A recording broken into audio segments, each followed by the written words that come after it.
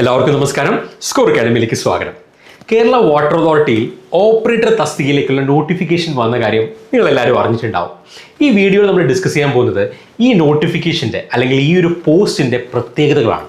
ഈ പോസ്റ്റിന് വേണ്ടി നമ്മൾ എങ്ങനെ പ്രിപ്പയർ ചെയ്യണം, എന്താണ് പ്രിപ്പയർ ചെയ്യേണ്ടത്, അതുപോലെ തന്നെ നമ്മൾ ഈ ഒരു എക്സാമിന് വേണ്ടി പ്രിപ്പയർ ചെയ്യുമ്പോൾ ഞാൻ നേരത്തെ പറഞ്ഞതുപോലെ എക്സാം നടന്നിട്ടില്ല, ക്വസ്റ്റ്യൻ പേപ്പർ വന്നിട്ടില്ല, എന്നാൽ പോലും നമ്മൾ ഈ എക്സാമിന് അല്ലെങ്കിൽ ഈ പോസ്റ്റുകൾക്ക് പ്രിപ്പയർ ചെയ്യുമ്പോൾ മിനിമം നമ്മൾ എത്ര മാർക്ക് സ്കോർ ചെയ്യാനെങ്കിലും നമ്മൾ പ്ലാൻ ചെയ്യണം എന്നുള്ള കാര്യങ്ങളെല്ലാം ഞാൻ ഈ വീഡിയോയിൽ പറയുന്നുണ്ടാവും, വിത്ത് ഫാക്ട്സ് പറയുന്നുണ്ടാവും. അതുപോലെ തന്നെ നിങ്ങൾക്ക് എല്ലാവർക്കും അറിയാവുന്ന ഒരു കാര്യമാണ് ഇതിൻ്റെ കഴിഞ്ഞ തവണത്തെ, അതായത് ഓപ്പറേറ്റർ കേരള വാട്ടർ അതോറിറ്റിയിലെ ഓപ്പറേറ്ററിൻ്റെ കഴിഞ്ഞ റാങ്ക് ലിസ്റ്റോ അഡ്വൈസ് ഡീറ്റെയിൽസ് നോക്കിയാൽ, അല്ലെങ്കിൽ അതിന് മുമ്പത്തെ റാങ്ക് ലിസ്റ്റും അഡ്വൈസ് ഡീറ്റെയിൽസ് നോക്കിയാൽ നിങ്ങൾക്ക് ഒരു കാര്യം മനസ്സിലാവും. ഒരുപാട് പേർക്ക് അപ്പോയിൻമെൻറ്റ് പോകുന്ന, അതായത് അഡ്വൈസ് പോകുന്ന ഒരു പോസ്റ്റാണ് കേരള വാട്ടർ അതോറിറ്റിയിലെ ഓപ്പറേറ്റർ. ഇനി അതുപോലെ തന്നെ നമ്മളുടെ കഴിഞ്ഞ ഇപ്പോൾ സബ് എഞ്ചിനീയറായിട്ടും അസിസ്റ്റൻറ്റ് എഞ്ചിനീയറായിട്ടും ലെക്ചർ ഇൻ പോളി ആയിട്ടും അതുപോലെ തന്നെ അസിസ്റ്റൻറ്റ് പ്രൊഫസറായിട്ടൊക്കെ വർക്ക് ചെയ്യുന്ന പല കുട്ടികളുടെയും ആദ്യത്തെ ഗവൺമെൻറ് ജോലി എന്ന് പറയുന്നത് കേരള വാട്ടർ അതോറിറ്റിയിലെ ഓപ്പറേറ്ററാണ്. അപ്പോൾ അതുകൊണ്ട് നിങ്ങളുടെ ഡ്രീം ജോബ് ഇതാണെങ്കിലും അല്ലെങ്കിലും നിങ്ങൾ ഈ പോസ്റ്റിന് വേണ്ടി അപ്ലൈ ചെയ്യുക. കാരണം നിങ്ങൾക്ക് ഒരു നിങ്ങൾ PSC ജേർണി സ്റ്റാർട്ട് ചെയ്യുന്ന ഒരാളാണെന്ന് വിചാരിക്കുക. അതായത് നിങ്ങൾക്ക് എലിജിബിൾ ക്വാളിഫിക്കേഷൻ ഉണ്ട്, നിങ്ങൾ ആദ്യമായിട്ട് PSC പഠിച്ച് തുടങ്ങുകയാണെന്ന് വിചാരിക്കുക. നിങ്ങൾക്ക് തുടങ്ങാൻ പറ്റിയൊരു പരീക്ഷയാണ് കേരള വാട്ടർ അതോറിറ്റിയിലെ ഓപ്പറേറ്റർ. കാരണം ടെക്നിക്കൽ സിലബസ് ആണ്, വളരെ എളുപ്പത്തിൽ നിങ്ങൾക്ക് പഠിക്കാൻ പറ്റുന്നതാണ്, ഒപ്പം നിങ്ങളുടെ ഒരു ഫൗണ്ടേഷൻ ബിൽഡ് ചെയ്യാൻ പറ്റുന്നൊരു പരീക്ഷയും സിലബസുമാണ് ഈ കേരള വാട്ടർ അതോറിറ്റിയിലെ ഓപ്പറേറ്റർ എന്ന് പറയുന്നത്. അപ്പോൾ അതുകൊണ്ട് തന്നെ നിങ്ങളൊരു ഈ പ്രിപ്പറേഷൻ ജേർണി സ്റ്റാർട്ട് ചെയ്യാൻ പറ്റിയൊരു പരീക്ഷയും പോസ്റ്റുമാണ് കേരള വാട്ടർ അതോറിറ്റിയിലെ ഓപ്പറേറ്റർ. അതുകൊണ്ട് തീർച്ചയായിട്ടും ഈ എക്സാം അപ്ലൈ ചെയ്യുക. ഇനി രണ്ടാമത്തെ കാര്യം, ജോലി സാധ്യതകൾ കൂടുതൽ വരുന്നത്, അല്ലെങ്കിൽ ഒരു ജോലിയിലേക്ക് നമുക്ക് അപ്പോയിൻമെൻറ്റ് കിട്ടാൻ സാധ്യത കൂടുന്ന എപ്പോഴാണ്? വേക്കൻസീസ് ഒരുപാട് വരുമ്പോൾ, അല്ലെങ്കിൽ അപ്പോയിൻമെൻറ്റ്സ് ഒരുപാട് നടക്കുമ്പോൾ. ഞാൻ നേരത്തെ പറഞ്ഞതുപോലെ കഴിഞ്ഞ തവണത്തെയും അതിന് മുന്നത്തെയും റാങ്ക് ലിസ്റ്റ് പരിശോധിച്ച് കഴിഞ്ഞാൽ നിങ്ങൾക്ക് അതെല്ലാം ഞാനിവിടെ ഈ ഒരു വീഡിയോയിൽ തന്നെ ഷെയർ ചെയ്യുന്നുണ്ടാവും. ഒരുപാട് പേർക്ക് അഡ്വൈസ് പോയൊരു റാങ്ക് ലിസ്റ്റും കൂടിയാണ്. അപ്പോൾ അതുകൊണ്ട് തന്നെ ധൈര്യമായിട്ട് പഠിച്ചു തുടങ്ങുക. പിന്നെ പഠിച്ചു തുടങ്ങുമ്പോൾ ഏറ്റവും വൃത്തിയായി, സിസ്റ്റമാറ്റിക്കായി, കൺസിസ്റ്റൻ്റായി തന്നെ പഠിക്കുക.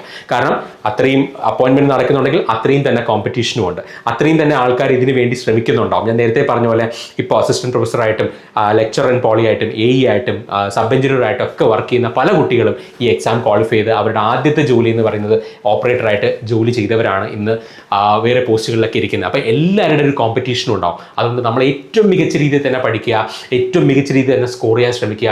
അതിന് എന്തായിരിക്കണം നമ്മുടെ സ്ട്രാറ്റജി എന്നുള്ളതെല്ലാം ഞാൻ ഈ വീഡിയോയിൽ പറയുന്നുണ്ടാവും. ഓക്കെ, ജസ്റ്റ് നിങ്ങൾക്ക് ഒരു ഐഡിയ തന്നേ ഉള്ളൂ. ഇനി നമുക്ക് ആദ്യം ഈ നോട്ടിഫിക്കേഷൻ ഒന്ന് പെട്ടെന്ന് വായിച്ചു പോകാം. ഓൾറെഡി തന്നെ നമ്മൾ കഴിഞ്ഞ ദിവസം ഇത് നോട്ടിഫിക്കേഷൻ വന്ന ഗസറ്റിൽ അവൈലബിൾ ആയിരുന്നപ്പോൾ തന്നെ നമ്മുടെ ടെലഗ്രാം ചാനലിൽ നമ്മൾ ഷെയർ ചെയ്തിരുന്നു. അതിൻ്റെ ഡീറ്റെയിൽസ്, ഈക്വലൻസി എല്ലാം ഷെയർ ചെയ്ത് നിങ്ങൾ കണ്ടിട്ടുണ്ടാവും. എന്നാലും കാണാത്തവർക്ക് വേണ്ടി ഞാൻ പെട്ടെന്നൊന്ന് എക്സ്പ്ലെയിൻ ചെയ്യാം. എന്നിട്ട് നമുക്ക് ഇതിൻ്റെ ഈ വീഡിയോയുടെ കോർ ഭാഗമായിട്ടുള്ള ഈ എക്സാമിന് വേണ്ടി എങ്ങനെയാണ് പ്രിപ്പയർ ചെയ്യേണ്ടത്, എന്താണ് പ്രിപ്പയർ ചെയ്യേണ്ടത്, എന്ത് എക്സ്പെക്ട് ചെയ്യണം, സിലബസ് എന്താണ്, സിലബസിൻ്റെ വെയിറ്റേജ്, ഇലക്ട്രിക്കൽ ടോപ്പിക്സ് എത്ര, മെക്കാനിക്കൽ ടോപ്പിക്സ് എത്ര, ആർക്കൊക്കെ ഇത് അപ്ലൈ ചെയ്യാം, ഈ കാര്യങ്ങളെല്ലാം ഞാനൊന്ന് ഡീറ്റെയിൽ ആയിട്ട് പറയുന്നുണ്ടാവും. അത് തന്നെ നോട്ടിഫിക്കേഷനിലേക്ക് പോകണം. ഞാൻ നേരത്തെ പറഞ്ഞ കാറ്റഗറി നമ്പർ 735/2025 ആണ് കാറ്റഗറി നമ്പർ. ഇത് അപ്ലൈ ചെയ്യേണ്ട ലാസ്റ്റ് ഡേറ്റ് എന്ന് പറയുന്നത് 4/2/2026 ആണ്. അതായത് ഫെബ്രുവരി 4, 2026 നിങ്ങൾ ഇത് അപ്ലൈ ചെയ്തിരിക്കുക. ലാസ്റ്റ് മിനിറ്റ് വരെ വെയിറ്റ് ചെയ്ത് ഇപ്പോൾ തന്നെ ഈ വീഡിയോ കണ്ടു കഴിഞ്ഞ ഉടനെ തന്നെ എന്ത് ചെയ്യുക, അപ്ലൈ ചെയ്യുക. ഇനി ഡീറ്റെയിൽസ് ഞാനൊന്ന് പറയാം. കേരള വാട്ടർ അതോറിറ്റിയാണ് ഡിപ്പാർട്ട്മെന്റ്. തസ്തികയുടെ പേര്, അതായത് നെയിം ഓഫ് ദി പോസ്റ്റ് എന്ന് പറയുന്ന ഓപ്പറേറ്റർ ആണ്. സ്കെയിൽ ഓഫ് പേ എന്ന് പറയുന്നത് 27,200 മുതൽ 73,600 വരെയാണ്. അതുപോലെ തന്നെ ഇപ്പോൾ വേക്കൻസീസ് ഒന്നും തന്നെ PSC ഇവിടെ കാണിച്ചിട്ടില്ല, ആൻറ്റിസിപ്പേറ്റഡ് വേക്കൻസീസ് ആണെന്ന് പറഞ്ഞിരിക്കുന്നത്. ഇനി അടുത്തതെന്ന് പറയുന്നത് എന്താണ്? ഏജ് ലിമിറ്റ് ആണ്, അല്ലെങ്കിൽ ഏജ് ലിമിറ്റ് എന്ന് പറയുന്നത് 18 മുതൽ 36 വയസ്സ് വരെയുള്ള ജനറൽ കാൻഡിഡേറ്റ്സിന് അപ്ലൈ ചെയ്യാം. നിങ്ങൾക്ക് ഏജ് റിലാക്സേഷൻ ഉണ്ടെങ്കിൽ അതനുസരിച്ചുള്ള നിങ്ങളുടെ യൂഷ്വൽ ഗവൺമെൻറ് റൂൾസ് പ്രകാരമുള്ള ഏജ് റിലാക്സേഷൻ നിങ്ങൾക്ക് അവൈലബിൾ ആയിരിക്കും. ഇത് ജനറൽ കാറ്റഗറിക്കാരുടെ ഏജ് ലിമിറ്റ് ആണ് ഞാൻ ഈ കാണിച്ചിരിക്കുന്നത്. ഇനി ഇത് അപ്ലൈ ചെയ്യേണ്ട ലാസ്റ്റ് ഡേറ്റ് ഞാൻ കുറച്ച് വലുതായിട്ട് തന്നെ കാണിച്ചിട്ടുണ്ട്. 4/2/2026 ബുധനാഴ്ച അപ് ടു 12 midnight. ഇതുവരെ നിങ്ങൾ വെയിറ്റ് ചെയ്തത്, നിങ്ങൾ എത്രയും പെട്ടെന്ന് തന്നെ അപ്ലൈ ചെയ്തിരിക്കുക. ഓക്കെ, പോയിന്റ് ക്ലിയർ ആണല്ലോ. ഇനി ഇതിൻ്റെ ഏറ്റവും ഇമ്പോർട്ടൻ്റ് ആയിട്ടുള്ള അടുത്ത ഭാഗം, അതായത് ആർക്കൊക്കെ ഇത് അപ്ലൈ ചെയ്യാം, ക്വാളിഫിക്കേഷൻ എന്താണ്? ഏജ് ലിമിറ്റ് ഞാൻ പറഞ്ഞു, ക്വാളിഫിക്കേഷൻ എന്ന് പറയുന്നത് നോക്കുക, SSLC പാസ്സായിരിക്കണം ഒബ്വിയസ്ലി.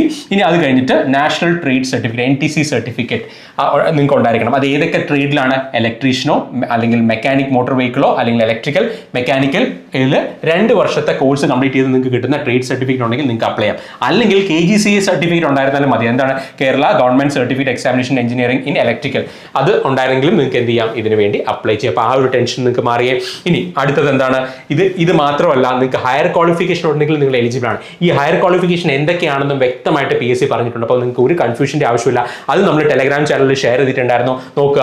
അതിൽ ഹയർ ക്വാളിഫിക്കേഷൻസ് മെൻഷൻ ചെയ്തിരിക്കുന്ന ഏതൊക്കെയാണ്: polytechnic diploma in electrical and electronics, mechanical എഞ്ചിനീയറിംഗിൽ പോളിടെക്നിക് ഡിപ്ലോമ ഉണ്ടെങ്കിൽ, അതുപോലെ തന്നെ മെക്കാനിക്കൽ എഞ്ചിനീയറിംഗിലും ബിടെക് ഉണ്ടെങ്കിൽ, അതുപോലെ തന്നെ BE BTech ഇൻ എന്താണ് ഇലക്ട്രിക്കൽ ആൻഡ് ഇലക്ട്രോണിക്സ് ഉണ്ടെങ്കിൽ നിങ്ങൾക്ക് എന്ത് ചെയ്യാം, അപ്ലൈ ചെയ്യാം. അതായത് ഇതൊക്കെയാണ് നിങ്ങൾക്ക് ഹയർ ക്വാളിഫിക്കേഷൻ. പലരും ചോദിക്കുന്ന ഒരു ചോദ്യമാണ്. അപ്പോൾ എന്താണ്, നിങ്ങൾക്ക് ITI സർട്ടിഫിക്കറ്റ്, KGCE സർട്ടിഫിക്കറ്റ് ഉണ്ടെങ്കിൽ അപ്ലൈ ചെയ്യാം. അതുപോലെ തന്നെ ഈ ട്രേഡുകൾ ഒന്ന് നോക്കുക. ട്രേഡുകളെ കുറിച്ച് വ്യക്തമായിട്ട് തന്നെ PSCയുടെ നോട്ടിഫിക്കേഷനിൽ പറഞ്ഞിട്ടുണ്ട്. എന്തെങ്കിലും ഡൗട്ട് ഉണ്ടെങ്കിൽ നിങ്ങൾ എന്തെങ്കിലും സ്പെസിഫിക് ആയിട്ട് ഇൻഡിവിജ്വലായിട്ട്, സാധാരണ ബ്രോഡ് ആയിട്ടുള്ള എല്ലാ കാര്യങ്ങളും PSC വളരെ വ്യക്തമായിട്ട് പറഞ്ഞിട്ട്, ഇൻഡിവിജ്വലി എന്തെങ്കിലും ഡൗട്ട് ഉണ്ടെങ്കിൽ നിങ്ങൾ PSCയുടെ ഓഫീസുമായി ബന്ധപ്പെടുക. ഇനി അതുപോലെ തന്നെ നിങ്ങൾക്ക് ഡിപ്ലോമ ഉണ്ടെങ്കിൽ, ആ ഡിപ്ലോമയുടെ ട്രേഡ് ഞാൻ ഇവിടെ കാണിച്ചിട്ടുണ്ട്. ഇത് PSCയുടെ തന്നെ ഇക്വലൻസിൽ നിങ്ങൾക്ക് എന്നത് ഡൗൺലോഡ് ചെയ്യാന്നുള്ളതേ ഉള്ളൂ. ഞാനത് ടെലഗ്രാം ചാനലിലും ഷെയർ ചെയ്തിട്ടുണ്ട്. അതായത് ഡിപ്ലോമയോ അല്ലെങ്കിൽ ITI സർട്ടിഫിക്കറ്റോ ഡിപ്ലോമയോ അതല്ലെങ്കിൽ BTechോ ഉള്ള, അതായത് ഈ ട്രേഡുകൾ BTechോ ഡിപ്ലോമയോ ഉള്ളവർക്ക് എന്ത് ചെയ്യാം, ഈ പോസ്റ്റിലേക്ക് അപ്ലൈ ചെയ്യാവുന്നതാണ്. ഇത്രയും ക്ലിയർ ആയോ? അപ്പോൾ ക്വാളിഫിക്കേഷനുമായി ബന്ധപ്പെട്ട കൺഫ്യൂഷൻ കഴിഞ്ഞു എന്ന് വിചാരിക്കുന്നു. ഏജ് റിലേറ്റഡ് ആയിട്ടുള്ള കൺഫ്യൂഷൻ കഴിഞ്ഞു എന്ന് വിചാരിക്കുന്നു. ഇനി അടുത്ത ഇമ്പോർട്ടൻറ്റ് കാര്യം ഞാൻ നേരത്തെ പറഞ്ഞല്ലോ, നമ്മളെ മോട്ടിവേറ്റ് ചെയ്യുന്ന ഒരു ഫാക്ടർ എന്താണ്, ഈ ജോലി നമുക്ക് എപ്പോൾ കിട്ടും, അല്ലെങ്കിൽ ഈ ജോലി കിട്ടാനുള്ള സാധ്യതകൾ എത്രത്തോളം കൂടുതലാണ്. അത് ഞാൻ നേരത്തെ പറഞ്ഞോളെ, കഴിഞ്ഞ തവണത്തെ അഡ്വൈസ് ലിസ്റ്റും റാങ്ക് ലിസ്റ്റും നിങ്ങൾ നോക്കുക. കഴിഞ്ഞ തവണത്തെ റാങ്ക് ലിസ്റ്റ് വന്നത് 2023-ലാണ്, 7/2/2023 വന്നത്. ഇതുവരെ 566 അഡ്വൈസ് പോയിട്ടുണ്ട്. അതായത് 4/12/2025 അവസാന അഡ്വൈസ് പോയത്. 566 പേർക്ക് അഡ്വൈസ് പോയിട്ടുണ്ട്. ഒരു ചെറിയ കാര്യമല്ല, നിങ്ങൾ ഓർത്തിരിക്കുക. ഓക്കെ, അത് കാറ്റഗറി വൈസും നിങ്ങൾക്ക് വെബ്സൈറ്റിൽ, PSCയുടെ വെബ്സൈറ്റിൽ തന്നെ അവൈലബിൾ ആണ്. ഞാനിവിടെ കാണിച്ചിട്ടുണ്ട്. ഇനി അടുത്തത്, ഇതിൽ തന്നെ ഞാനൊരു ഒന്ന് കൺസോൾട്ടേറ്റ് ചെയ്ത് ഇതിൻ്റെ മാർക്കും കൂടി റാങ്ക് ലിസ്റ്റ് പരിശോധിച്ചാൽ നിങ്ങൾക്ക് ഒരു കാര്യം കൂടെ മനസ്സിലാവും. കഴിഞ്ഞ റാങ്ക് ലിസ്റ്റ് കാറ്റഗറി നമ്പർ 211/2020 വന്ന നോട്ടിഫിക്കേഷൻ പ്രകാരം വന്ന റാങ്ക് ലിസ്റ്റിൽ ഫസ്റ്റ് റാങ്ക് ഹോൾഡർ സ്കോർ ചെയ്ത മാർക്ക് 82.33 ആണ്. അപ്പം നിങ്ങൾ ഒരു കാര്യം ആലോചിക്കാം, നമ്മളൊരു PSC റാങ്ക് ലിസ്റ്റ് വരുന്നതിനോടൊപ്പം തന്നെ ഇമ്പോർട്ടൻസ് ഉണ്ട് ഏറ്റവും ടോപ്പിൽ വരിക, അല്ലെങ്കിൽ എത്രത്തോളം ആദ്യം, അതായത് ഫസ്റ്റ് അഡ്വൈസിൽ തന്നെ നിങ്ങൾക്ക് കയറി പോകാൻ പറ്റുമെങ്കിൽ ഒരുപാട് അഡ്വാൻറ്റേജ് ആണ്. ഒന്ന്, നിങ്ങൾക്ക് എത്രയും പെട്ടെന്ന് ജോലിയിൽ പ്രവേശിക്കാം. രണ്ട്, നിങ്ങൾ അതനുസരിച്ചുള്ള നിങ്ങളുടെ പ്രൊമോഷൻ ആണെങ്കിലും മറ്റ് സാധ്യതകളാണെങ്കിലും ഇൻക്രിമെൻ്റ് ആണെങ്കിലും ഇതെല്ലാം നിങ്ങളുടെ സർവീസിനെ ബേസ് ചെയ്തിട്ടാണ്. അല്ലേ, ഒരു വർഷം മാറിയാൽ തന്നെ പല തരത്തിൽ നിങ്ങളുടെ സർവീസിനെയും നിങ്ങളുടെ സർവീസ് റെക്കോർഡ്സിനെയും അതുപോലെ തന്നെ നിങ്ങളുടെ പ്രൊമോഷൻ സാധ്യതകളെയും സീനിയോറിറ്റി ഒക്കെ എന്ത് ചെയ്യും, അത് എഫക്ട് ചെയ്യും. അപ്പോൾ നിങ്ങൾ എപ്പോഴും ശ്രദ്ധിക്കേണ്ടത്, നിങ്ങൾ ഒരു റാങ്ക് ലിസ്റ്റ് അവസാനിക്കുമ്പോൾ നിങ്ങൾക്ക് കയറുമ്പോൾ നിങ്ങൾക്ക് തന്നെ പല ടെൻഷൻസ് ഉണ്ടാവും, നിങ്ങൾ തന്നെ ഡിസപ്പോയിൻറ്റഡ് ആവും. അപ്പോൾ അതിനൊക്കെ ഏറ്റവും നല്ലത് അവോയ്ഡ് ചെയ്യാൻ പറ്റുന്ന എന്താണ്, ഏറ്റവും നന്നായിട്ട് പഠിക്കുക, ഏറ്റവും ടോപ്പിൽ വരാൻ ശ്രമിക്കുക. അപ്പോൾ ഈ കാര്യങ്ങൾ നിങ്ങൾ മുൻനിർത്തി വേണം ഏതൊരു PSC പരീക്ഷയ്ക്കും പഠിക്കാനായിട്ട്. അപ്പോൾ നിങ്ങൾ നോക്കുക, ഫസ്റ്റ് റാങ്ക് ഹോൾഡറിൻ്റെ മാർക്ക് എന്ന് പറയുന്നത് 82.33 ആണ്. അതേ റാങ്ക് ലിസ്റ്റ് മെയിൻ ലിസ്റ്റിൽ 1051 പേരുണ്ടായിരുന്നു. മെയിൻ ലിസ്റ്റിൽ, ഈ കഴിഞ്ഞ റാങ്ക് ലിസ്റ്റിൽ മെയിൻ ലിസ്റ്റിൽ 1051 പേരുണ്ടായിരുന്നു. ആ ലാസ്റ്റ് വന്ന ആളുടെ മാർക്ക് എന്ന് പറയുന്നത് 44.67 ആണ്. ഇനി ഇതിൽ മെയിൻ ലിസ്റ്റും സപ്ലിമെന്ററി ലിസ്റ്റും കൂടി ചേർത്ത് കഴിഞ്ഞാൽ ഏകദേശം 2443 പേർക്കായിരുന്നു ആ റാങ്ക് ലിസ്റ്റ് ഉൾപ്പെടുത്തിയിരുന്നത്. അത് ഞാൻ പറയുന്നത് മെയിൻ ലിസ്റ്റും അതുപോലെ തന്നെ സപ്ലിമെന്ററി ലിസ്റ്റുകളെല്ലാം കൂടി ചേർത്തിട്ടുള്ള ടോട്ടൽ നമ്പറാണ് ഇത്.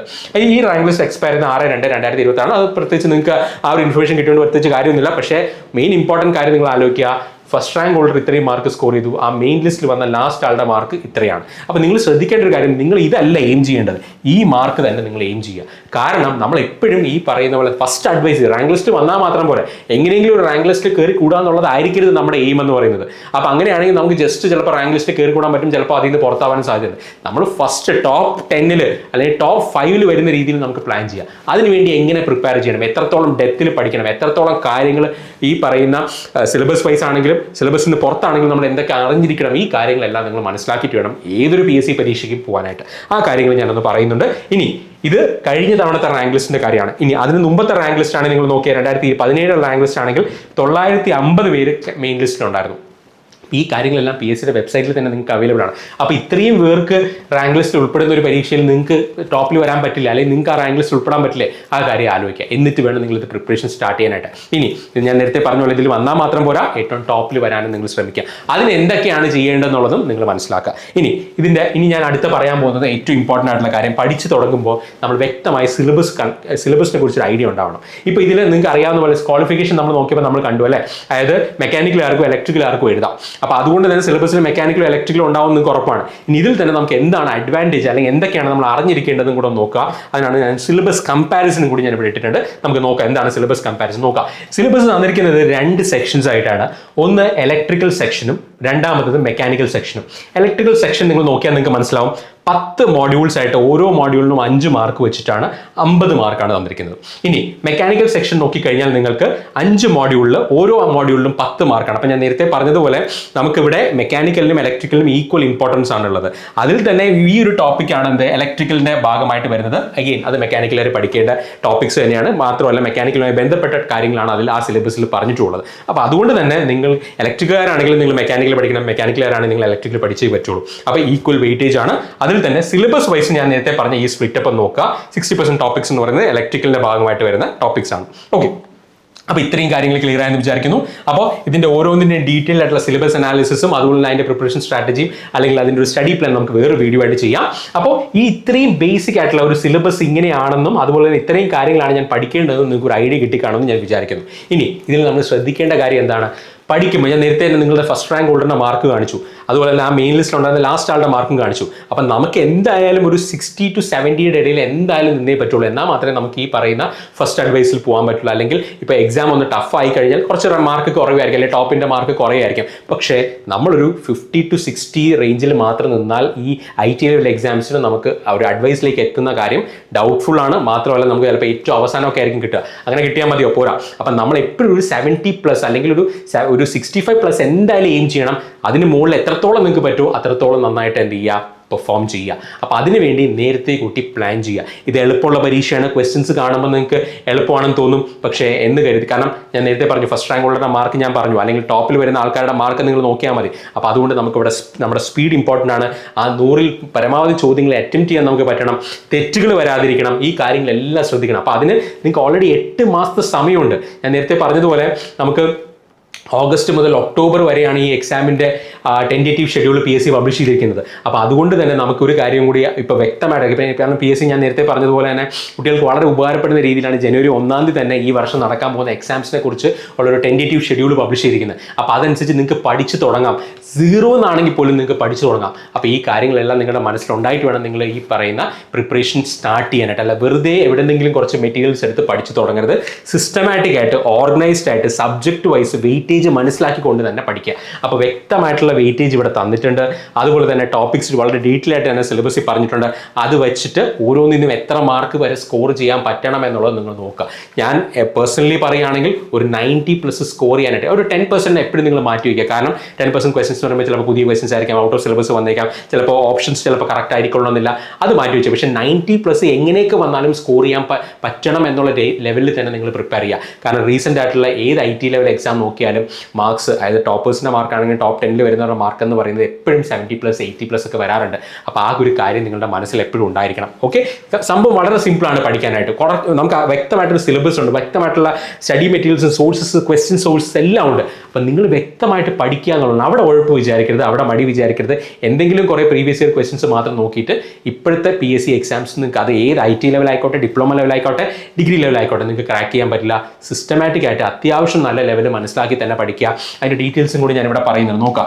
നിമി ലെവൽ പ്രിപ്പറേഷൻ നമുക്ക് എന്തായാലും വേണം. നിമി ഭാരത് സ്കില്ലിൻ്റെ ക്വസ്റ്റ്യൻസ് എല്ലാം നമ്മൾ ക്ലാസ്സിലും എല്ലാം ഡിസ്കസ് ചെയ്തിട്ടുണ്ടാവും. പക്ഷേ അതിൻ്റെ കൂടെ തന്നെ കുറച്ച് അഡ്വാൻസ്ഡ് ലെവൽ, അത് എത്ര വരെ, അതൊരു ഡിഗ്രി ലെവലൊന്നും പഠിക്കണം നിങ്ങൾ, പക്ഷേ കുറച്ച് അഡ്വാൻസ്ഡ് ലെവൽ, IT ലെവലിൽ ചോദിക്കാൻ പറ്റുന്ന, IT ക്വാളിഫിക്കേഷൻ ഉള്ള ഒരാൾക്ക് അറ്റംപ്റ്റ് ചെയ്യാൻ പറ്റുന്ന ചോദ്യങ്ങളെല്ലാം എക്സ്പെക്ട് ചെയ്തുകൊണ്ട് പോവുക. ഇനി ഒരു സിമ്പിൾ ചോദ്യമാണെങ്കിൽ പോലും അതിൻ്റെ ഓപ്ഷൻസ് സ്റ്റേറ്റ്മെന്റ് ടൈപ്പ് ക്വസ്റ്റ്യൻസ് തന്നിട്ടും, അതുപോലെ തന്നെ നമുക്ക് ഒരുപാട് കാര്യങ്ങൾ, അതായത് ഒരു ക്വസ്റ്റ്യനുമായി ബന്ധപ്പെട്ട് വരാൻ സാധ്യതയുള്ള മൾട്ടിപ്പിൾ ഓപ്ഷൻസ് തന്നിട്ട് അല്ലെങ്കിൽ മൾട്ടിപ്പിൾ ആൻസേഴ്സ് തന്നിട്ട് നമ്മളെ കൺഫ്യൂസ് ചെയ്യാനൊക്കെ IT ലെവൽ എക്സാമിന് തന്നെ PSC ഇപ്പോൾ ശ്രമിക്കാറുണ്ട്. അതെല്ലാം ക്വാളിറ്റി കൂട്ടുന്നതിൻ്റെ ഭാഗമായിട്ടാണ്. അപ്പോൾ ആ ലെവലിലേക്ക് നമ്മൾ ഉയർന്നാൽ മാത്രമേ നമുക്ക് ഈ എക്സാംസ് ക്വാളിഫൈ ചെയ്ത് ഫസ്റ്റ് അഡ്വൈസ്, ഞാൻ വീണ്ടും പറയുന്നു, ഫസ്റ്റ് അഡ്വൈസ് തന്നെ കയറാനായിരിക്കണം നമ്മുടെ എയിം എന്ന് പറയുന്നത്. ഇനി നോക്കുക, അതിലൂടെ തന്നെ നമുക്ക് കുറേ ക്വസ്റ്റ്യൻസ് നോക്കുമ്പോൾ തന്നെ നമുക്ക് എക്സ്പെക്റ്റഡ് ക്വസ്റ്റ്യൻസ് എന്താണെന്ന് മനസ്സിലാവും. അതും കൂടി പഠിച്ചിട്ട് വല്ലാതെ PYQ മാത്രം പഠിച്ചിട്ട് പോകരുത്. ഇനി ഏറ്റവും കൂടുതൽ ചോദ്യങ്ങൾ ചോദിക്കുന്ന ഏരിയാസ് ഉണ്ടാവും. അതുപോലെ തന്നെ ചില എക്സാംസിന് അല്ലെങ്കിൽ ചില സബ്ജക്ട്സിൽ, ഇപ്പോൾ ഇലക്ട്രിക്കൽ ആയിക്കോട്ടെ, മെക്കാനിക്കൽ ആയിക്കോട്ടെ, കൂടുതൽ വെയിറ്റേജ് വരുന്ന, കൂടുതൽ ക്വസ്റ്റ്യൻസ് വരുന്ന ഏരിയാസ് ഉണ്ടാവും. ആ ട്രെൻഡിങ് ആയിട്ടുള്ള സബ്ജക്ട്സും ഏരിയാസും മനസ്സിലാക്കി പഠിക്കുക. അതിനോടൊപ്പം തന്നെ ഞാൻ പറഞ്ഞ പോലെ കഴിഞ്ഞ തവണത്തെ ഈ എക്സാം 2020 നോട്ടിഫിക്കേഷൻ വന്നതാണ് അല്ലേ. അപ്പോൾ നമുക്ക് ആ ഒരു ക്വസ്റ്റ്യൻ പേപ്പറോ അല്ലെങ്കിൽ ആ ഒരു ലെവൽ തന്നെ ആയിരിക്കുമെന്ന് നിങ്ങൾ പ്രെഡിക്റ്റ് ചെയ്യരുത്. കുറേ കൂടി ഞാൻ നേരത്തെ പറഞ്ഞ പോലെ statement type questions, application type questions ഒക്കെ വന്നേക്കാം. ആ ഒരു പ്രെഡിക്ഷൻ അല്ലെങ്കിൽ ആ ഒരു ചേഞ്ച് പ്രെഡിക്റ്റ് ചെയ്തുകൊണ്ട് വേണം നിങ്ങൾ പോകാനായിട്ട്. പിന്നെ ഞാൻ നേരത്തെ പറഞ്ഞു സ്റ്റേറ്റ്മെന്റ് ടൈപ്പ്, ആപ്ലിക്കേഷൻ ടൈപ്പ്, കോൺസെപ്റ്റിനെ ബേസ് ചെയ്തിട്ടുള്ള ചോദ്യം. അപ്പോൾ ഡയറക്റ്റ് ഒരു 1 വേർഡ് ടൈപ്പിനെ കാട്ടിയും നമ്മൾ ഒന്ന് ആലോചിച്ച് ചെയ്യേണ്ട ചില ചോദ്യങ്ങളും IT ലെവൽ എക്സാംസിന് റീസെൻ്റ് ആയിട്ട് കാണാറുണ്ട്, ഡിപ്ലോമ ലെവൽ എക്സാംസിന് കാണാറുണ്ട്. വരാറുണ്ട്. ഡിഗ്രി ലെവൽ എക്സാംസിന് തീർച്ചയായിട്ടും അങ്ങനെ തന്നെയുള്ള ക്വസ്റ്റൻസ് തന്നെയാണ് വരാറ്. അപ്പോൾ IT ലെവൽ ക്വസ്റ്റൻസിന് പോലും സ്റ്റേറ്റ്മെന്റ് ടൈപ്പ് ക്വസ്റ്റൻസ് നിങ്ങളില്ലേ കഴിഞ്ഞ വർഷം നടന്ന എക്സാംസ് ഒന്ന് എടുത്ത് അതിന്റെ ക്വസ്റ്റൻ പേപ്പർ എടുത്ത് നോക്കിയാൽ മതി. ഞാൻ പറയുന്നത് നിങ്ങൾക്ക് ഒരു ഡൗട്ട് ഉണ്ടെങ്കിൽ നിങ്ങൾ ആ ക്വസ്റ്റൻസ് എടുത്ത് നോക്കിയാൽ തന്നെ മനസ്സിലാവും. ഈവൻ ഓംസ്ലോയുടെ ചോദ്യം പോലും ഡയറക്റ്റ് ഒരു വൺ വേർഡ് ടൈപ്പ് അല്ല ചോദിച്ചത്, സ്റ്റേറ്റ്മെന്റ് ടൈപ്പ് ക്വസ്റ്റൻസ് ആയിട്ടാണ് ചോദിച്ചിരിക്കുന്നത്. അപ്പോൾ ആ കാര്യങ്ങളെല്ലാം നിങ്ങൾ മനസ്സിലാക്കുക. ഇനി ഇതിൽ തന്നെ നിങ്ങളുടെ പ്രിപ്പറേഷൻ നിങ്ങൾ ഓർത്തിരിക്കേണ്ട ചില ചെക്ക് പോയിന്റ്സ് എന്ന് പറയുന്നത് നോക്കുക. ഓൾറെഡി തന്നെ PSC എന്ത് ചെയ്തിട്ടുണ്ട്, ഡേറ്റ് പബ്ലിഷ് ചെയ്തിട്ടുണ്ട്. അതായത് ഓഗസ്റ്റ് മുതൽ, അതായത് ടെന്റേറ്റീവ് ഷെഡ്യൂൾ പബ്ലിഷ് ചെയ്തിട്ടുണ്ട്. ഡേറ്റ് അല്ല സോറി, ഓഗസ്റ്റ് മുതൽ ഒക്ടോബർ 2026 ഇടയിലായിരിക്കും ഈ എക്സാം നടക്കുക എന്ന് പറയുന്നത്. അപ്പോൾ ഒരു 6 to 8 months പ്രിപ്പറേഷൻ നിങ്ങൾക്ക് എന്തായാലും കിട്ടും. ഓഗസ്റ്റ് നടക്കുകയാണെങ്കിൽ പോലും ഇന്ന് മുതൽ നിങ്ങൾക്ക് മിനിമം ഒരു 7 മാസത്തെ പ്രിപ്പറേഷൻ കിട്ടും, അല്ലെ? പ്രിപ്പറേഷൻ ടൈം കിട്ടും. അപ്പോൾ 0 സ്റ്റാർട്ട് ചെയ്യുന്ന ഒരാളാണ്, ആദ്യമായിട്ട് PSC പഠിക്കുന്ന ഒരാളാണെങ്കിൽ പോലും നിങ്ങളുടെ ഒരു ഗോൾഡൻ ഓപ്പർച്യൂണിറ്റിയാണ് കേരള വാട്ടർ അതോറിറ്റിയിലെ ഓപ്പറേറ്റർ, വിട്ടുകളയരുത്. പിന്നെ പ്രാക്ടീസ്, ഞാൻ നേരത്തെ പറഞ്ഞു മാർക്ക് എത്രയാണ്, 80+ ഒക്കെ നിങ്ങൾ സ്കോർ ചെയ്യേണ്ടി വരും, അല്ലെങ്കിൽ 75+ എന്തായാലും സ്കോർ ചെയ്യണം. അപ്പോൾ ഒരു 100 മാർക്കിന്റെ പരീക്ഷ 90 മിനിറ്റ് കൊണ്ട് എഴുതുന്ന പരീക്ഷയിൽ 70+ അല്ലെങ്കിൽ 80+ 90 ഒക്കെ അറ്റംപ്റ്റ് ചെയ്യണമെങ്കിൽ നിങ്ങളുടെ സ്പീഡ് കൂട്ടിയേ പറ്റുള്ളൂ. നോളജോ വിവരമോ മാത്രം ഉണ്ടായിട്ട് കാര്യമില്ല. അപ്പോൾ അതുകൊണ്ട് തന്നെ പ്രാക്ടീസ് ടെസ്റ്റ് അത്രയധികം നിങ്ങൾ അറ്റംപ്റ്റ് ചെയ്യുക. ഈ പറയുന്നത് നമ്മുടെ കോഴ്സ് തന്നെ 100-150 പ്രാക്ടീസ് ടെസ്റ്റുകൾ ഉണ്ടാവും. അപ്പോൾ അത്രയും ടെസ്റ്റുകൾ നിങ്ങൾ എന്തായാലും അറ്റംപ്റ്റ് ചെയ്തേ പറ്റുള്ളൂ. ഒപ്പം സ്പീഡ്, ആക്യുറസി, അതുപോലെ തന്നെ ഏറ്റവും കൂടുതൽ മാർക്ക് സ്കോർ ചെയ്യാൻ ഈ കാര്യങ്ങളെല്ലാം നിങ്ങൾ ഡേ 1 മുതൽ തന്നെ പ്രാക്ടീസ് ചെയ്യുക. ഈ സ്പീഡും ആക്യുറസി, കാരണം തെറ്റ് വന്നാലേ നമ്മൾ എന്താണ് തെറ്റിക്കുന്നതെന്ന് മനസ്സിലാവും. അപ്പോൾ അങ്ങനെ ഒരു ഗ്യാപ്പ് അല്ലെങ്കിൽ അങ്ങനെ ഒരു പ്രിപ്പറേഷൻ നിങ്ങൾക്ക് കിട്ടണമെങ്കിൽ നിങ്ങൾ പ്രിപ്പറേഷൻ നേരത്തെ സ്റ്റാർട്ട് ചെയ്യുക. അപ്പോൾ ഈ കാര്യങ്ങളെല്ലാം മനസ്സിൽ വെച്ചുകൊണ്ട് വേണം നിങ്ങൾ ഈ കളത്തിൽ ഇറങ്ങാനായിട്ട്. ഞാൻ പറഞ്ഞു ഒരുപാട് വേക്കൻസീസ് ഉണ്ട്, ഒരുപാട് അഡ്വൈസ് നടക്കുന്നതാണ്. അത്രയും തന്നെ ഉദ്യോഗാർത്ഥികൾ ഇതിനു വേണ്ടി പ്രിപ്പയർ ചെയ്യും. അപ്പോൾ ആ കാര്യങ്ങളെല്ലാം നിങ്ങളുടെ മനസ്സിലുണ്ടായിരിക്കണം. എന്നിട്ട് ഭംഗിയായിട്ട് സിസ്റ്റമാറ്റിക് ആയിട്ട് തന്നെ പഠിച്ചു തുടങ്ങുക. ഇനി ഇത് മാത്രമല്ല, വരാൻ പോകുന്ന മറ്റ് നിങ്ങളുടെ ക്വാളിഫിക്കേഷൻസ് നിങ്ങൾക്ക് എഴുതാൻ പോകുന്ന പരീക്ഷകൾക്കെല്ലാം തന്നെ ഇതൊരു ഫൗണ്ടേഷനായിട്ട്, ഈ പ്രിപ്പറേഷൻ ഒരു ഫൗണ്ടേഷനായിട്ട് ആക്ട് ചെയ്യും. അതുകൂടെ നിങ്ങളുടെ മനസ്സിലുണ്ടാവണം. ഓക്കെ, പോയിന്റ് ക്ലിയർ ആയെന്ന് വിചാരിക്കുന്നു. ഞാൻ നേരത്തെ പറഞ്ഞതുപോലെ ഓഗസ്റ്റ് മുതൽ ഒക്ടോബർ 2026 ഈ എക്സാം നടത്തുക എന്ന് ഓൾറെഡി തന്നെ കേരള PSC ടെന്റേറ്റീവ് ഷെഡ്യൂളിൽ പറഞ്ഞിട്ടുണ്ട്. അതനുസരിച്ച് നിങ്ങൾ എന്ത് ചെയ്യുക, പ്ലാൻ ചെയ്തോളുക. അതുപോലെ നമ്മൾ ഇതുമായി ബന്ധപ്പെട്ട് അല്ലെങ്കിൽ ഈ Kerala water authority complete syllabus, അതായത് ഇലക്ട്രിക്കലും മെക്കാനിക്കലും കവർ ചെയ്തുകൊണ്ടുള്ള കംപ്ലീറ്റ് സിലബസ് ബേസ് ചെയ്തുകൊണ്ടുള്ള കോഴ്സ് നമ്മൾ ഉടനെ തന്നെ ലോഞ്ച് ചെയ്താണ്. അതിൻ്റെ അഡ്മിഷൻ ഓപ്പൺ ആണ്. അപ്പോൾ അതിൻ്റെ ഫീച്ചേഴ്സ് എല്ലാം ഞാൻ ഇവിടെ പറഞ്ഞിട്ടുണ്ട്. നമ്മുടെ ടെലഗ്രാം ചാനലിലും അതിൻ്റെ ഡീറ്റെയിൽസ് എല്ലാം ഷെയർ ചെയ്തിട്ടുണ്ട്. താല്പര്യമുള്ളവർക്ക് ഈ അതിൽ കൊടുത്തിട്ടുള്ള ഗൂഗിൾ ഫോമും ഈ വീഡിയോയുടെ ലിങ്കിലുള്ള ഗൂഗിൾ ഫോം സബ്മിറ്റ് ചെയ്തിട്ട് നിങ്ങൾക്ക് കോഴ്സിൻ്റെ ഡീറ്റെയിൽസ് നിങ്ങൾക്ക് ലഭ്യമാക്കാവുന്നതാണ്. ഇനി ഇതിൻ്റെ കൂടെ തന്നെ ഒരു കാര്യം കൂടെ പറഞ്ഞോട്ടെ. കഴിഞ്ഞ തവണത്തെ നമ്മുടെ റാങ്ക് ലിസ്റ്റുകൾ, അതായത് കഴിഞ്ഞ തവണ 2023 മുതൽ 25 ഡിസംബർ വരെയുള്ള നമ്മുടെ കുട്ടികളുടെ റിസൾട്ട്സും കൂടി ഞാൻ ഇവിടെ ഒന്ന് ഷെയർ ചെയ്യുകയാണ്. കാരണം IT ലെവൽ എക്സാംസ് ആയിക്കോട്ടെ, ഡിഗ്രി ലെവൽ എക്സാംസ് ആയിക്കോട്ടെ, ഡിപ്ലോമ ലെവൽ എക്സാംസ് ആയിക്കോട്ടെ, multiple ranks, multiple first ranks, multiple second ranks, third ranks, fourth ranks, top 10 തന്നെ ഒരുപാട് കുട്ടികൾ വന്നിട്ടുണ്ട്. അതിൻ്റെ ഡീറ്റെയിൽസ് ഞാൻ പെട്ടെന്നൊന്ന് ഷെയർ ചെയ്യാം. കാരണം നമ്മൾ അത്രയും ഡീറ്റെയിൽഡ് ആയിട്ട് പഠിച്ചാൽ, അല്ലെങ്കിൽ അത്രയും ഡീറ്റെയിൽഡ് ആയിട്ട് കാര്യങ്ങൾ മനസ്സിലാക്കി, കോൺസെപ്റ്റ് മനസ്സിലാക്കി പഠിക്കുകയാണെങ്കിൽ മൾട്ടിപ്പിൾ റാങ്ക് ലിസ്റ്റുകൾ നമുക്ക് വളരെ എളുപ്പത്തിൽ വരാൻ പറ്റും. ഫസ്റ്റ് റാങ്ക് ലിസ്റ്റിൽ വരുന്നതാണ് നമുക്ക് ഏറ്റവും ബുദ്ധിമുട്ട്. അതിനുശേഷം പിന്നെ നമ്മൾ ചെയ്ത കാര്യങ്ങൾ ജസ്റ്റ് റിപ്പീറ്റ് ചെയ്ത് റിവിഷൻ ചെയ്തുകൊണ്ടിരുന്നാൽ മാത്രം മതി. ഇനി IT ലെവൽ എക്സാംസിൽ മാത്രം നിങ്ങൾ നോക്കിയാൽ നിങ്ങൾക്ക് മനസ്സിലാവും. അതായത് ടോപ്പ് 5 തന്നെ 89+ ആൾക്കാരാണ് IT ലെവൽ എക്സാംസിൽ മാത്രം വന്നിട്ടുള്ളത്. നമ്മൾ അതിൽ തന്നെ 14 first rank, 20 second ranks, 16 third rank, 24 third ranks, 15+ fifth ranks എല്ലാം നമ്മുടെ കുട്ടികൾ സ്കോർ ചെയ്തത് ഇതേ ഡീറ്റെയിൽഡ് ആയിട്ട് പഠിച്ചുകൊണ്ട്. അല്ല ഒരു പരീക്ഷയ്ക്ക് വേണ്ടി അല്ല അവർ പഠിക്കുന്നത്, ഡീറ്റെയിൽഡ് ആയിട്ട് ഈ പറയുന്ന കോൺസെപ്റ്റ് മനസ്സിലാക്കി പഠിച്ചു കഴിഞ്ഞാൽ വരാൻ പോകുന്ന എല്ലാ പരീക്ഷകൾക്കും. അപ്പോൾ ഇതിൽ പല ആൾക്കാർക്കും ഫസ്റ്റ് റാങ്ക് കിട്ടിയിട്ട് അവർ അതിന് മുമ്പ് തന്നെ വേറെ ജോലിയിൽ കയറിയിട്ടുണ്ടാവും. അപ്പോൾ ആ രീതിയിൽ ഒരു പ്രിപ്പറേഷൻ നിങ്ങൾ ഡെവലപ്പ് ചെയ്തെടുക്കുക. വരാൻ പോകുന്ന എല്ലാ റാങ്ക് ലിസ്റ്റും നിങ്ങൾക്ക് ടോപ്പ് ചെയ്യാൻ സാധിക്കും. അപ്പോൾ ഇത് ഒരിക്കലും എളുപ്പമുള്ളൊരു വഴിയല്ല. പക്ഷേ ഒരിക്കൽ നിങ്ങൾ മെനക്കെട്ടിരുന്ന് പഠിച്ചു കഴിഞ്ഞാൽ വരാൻ പോകുന്ന എല്ലാ റാങ്ക് ലിസ്റ്റിലും നിങ്ങൾക്ക് സ്കോർ ചെയ്യാൻ പറ്റും, ടോപ്പിൽ വരാൻ പറ്റും. മൾട്ടിപ്പിൾ ഓപ്ഷൻസ്, ഏത് ജോലി വേണമെന്ന് നിങ്ങൾക്ക് സെലക്ട് ചെയ്യാനുള്ള ഒരു പ്ലാറ്റ്ഫോം നിങ്ങൾക്ക് കിട്ടും. അതാണ് നിങ്ങൾ എന്ത് ചെയ്യേണ്ടത്, എയിം ചെയ്യേണ്ടതും പ്രിപ്പറേഷൻ സ്റ്റാർട്ട് ചെയ്യേണ്ടതും. അതിനുവേണ്ടിയാണ് നിങ്ങൾ വർക്ക് ചെയ്യേണ്ടത്. ഓക്കെ, ഇത് ഞാൻ ഈ പറഞ്ഞിരിക്കുന്നത് IT level exams, IT level electrical എക്സാംസിൻ്റെ റിസൾട്ട് മാത്രമാണ്. അതല്ല നമ്മുടെ മൊത്തം റിസൾട്ട്സ് നോക്കുകയാണെങ്കിൽ നമുക്ക് നമ്മുടെ കുട്ടികൾ സ്കോർ ചെയ്തത് 45+ ഫസ്റ്റ് റാങ്ക്സ് ആണ്. ഇതെല്ലാം ഏറ്റവും ജെന്യുവൻ ആയിട്ടുള്ള റിസൾട്ട്സ് ആണ്. ഇതിൽ തന്നെയുള്ള കുട്ടികളുടെയൊക്കെ ജെന്യുവൻ ആയിട്ടുള്ള ഇൻ്റർവ്യൂസും സ്റ്റോറീസും എക്സ്പീരിയൻസും എല്ലാം, സക്സസ് സ്റ്റോറീസ് എല്ലാം നമ്മുടെ യൂട്യൂബ് ചാനലിൽ അവൈലബിൾ ആണ്. ഞാൻ പറഞ്ഞു വരുന്നത്, നിങ്ങളുടെ സീനിയേഴ്സോട് ഈ എക്സാംസ് നേരത്തെ ക്രാക്ക് ചെയ്തവരടുത്തും ഇതിന് ഇപ്പോൾ ഓൾറെഡി ജോലി ചെയ്യുന്നവരടുത്തൊക്കെ നിങ്ങൾ സംസാരിക്കുക. അപ്പോൾ അവരുടെ സ്ട്രാറ്റജീസ്, അവരെങ്ങനെയാണ് ഇതിനു വേണ്ടി പ്രിപ്പയർ ചെയ്തത്, അവരെന്തായിരുന്നു അവരുടെ പ്രിപ്പറേഷൻ സ്ട്രാറ്റജി എന്നൊക്കെ അവർ വളരെ ഡീറ്റെയിൽഡ് ആയിട്ട് പറഞ്ഞു തരും. അല്ലെങ്കിൽ ഈ പറയുന്ന ഇൻ്റർവ്യൂസ് ഒന്ന് കാണുക. അപ്പോൾ നിങ്ങൾക്ക് മനസ്സിലാവും ഈ പ്രിപ്പറേഷനിൽ നിങ്ങൾ ഫേസ് ചെയ്യാൻ പോകുന്ന എല്ലാ ബുദ്ധിമുട്ടുകളും ഈ ടോപ്പേഴ്സിൻ്റെയും ബുദ്ധിമുട്ടാണെന്ന് നിങ്ങൾക്ക് മനസ്സിലാവും. അപ്പോൾ അത് മനസ്സിലാക്കി വേണം നിങ്ങൾ എന്ത് ചെയ്യാനായിട്ട്, പ്രിപ്പറേഷനിലേക്ക് ഇറങ്ങാനായിട്ട്. പ്രിപ്പറേഷൻ ജേർണി എന്ന് പറയുന്നത് ഒരിക്കലും എളുപ്പമുള്ളൊരു വഴിയല്ല. എല്ലാ ദിവസവും നിങ്ങൾക്ക് സന്തോഷം മാത്രം തരുന്നൊരു ജേർണി അല്ല, ഒരു യാത്രയല്ല PSCയുടെ പ്രിപ്പറേഷൻ ജേർണി. ഇതിനിടയിൽ നമ്മൾ ഡൗൺ തോന്നാവും, നമ്മളെ കൊണ്ട് പറ്റില്ല എന്ന് തോന്നും. ഇതെല്ലാം എല്ലാവർക്കും ഉണ്ടാകുന്ന ചിന്തകളാണ്. അപ്പോൾ ആ കാര്യങ്ങളെല്ലാം മനസ്സിലാക്കി നിങ്ങൾ ഇതിലേക്ക് ഇറങ്ങുകയാണെങ്കിൽ ഇത് ഈ ഒരു റാങ്ക് ലിസ്റ്റിൽ ടോപ്പായി ഈ ജോലിയും കൊണ്ടേ തിരിച്ചു വരൂ എന്നൊരു നിശ്ചയദാർഢ്യത്തോട് വേണം നിങ്ങൾ എന്ത് ചെയ്യാനായിട്ട്, എൻ്റെ പ്രിപ്പറേഷൻ ഇറങ്ങാനായിട്ട്. അപ്പോൾ ഈ ഒരു എക്സാമിൻ്റെ ബേസിക് ഡീറ്റെയിൽസ് ഞാൻ ഇവിടെ ഷെയർ ചെയ്തിട്ടുണ്ട്. ഇതിൻ്റെ സിലബസും ഇതിൻ്റെ സ്റ്റഡി പ്ലാനുമായിട്ടൊക്കെ നമുക്ക് വീണ്ടും കാണാം. ഇത്രയും കാര്യങ്ങൾ ക്ലിയർ ആയെന്ന് വിചാരിക്കുന്നു. Thanks a lot for watching.